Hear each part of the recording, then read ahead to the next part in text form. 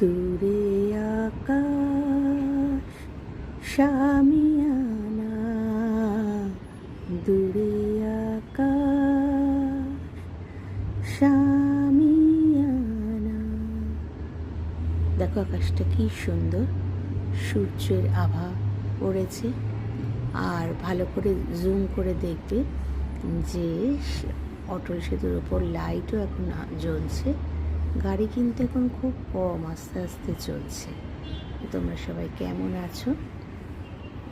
সকালটা শুরু করলাম তোমাদেরকে গুড মর্নিং বলে।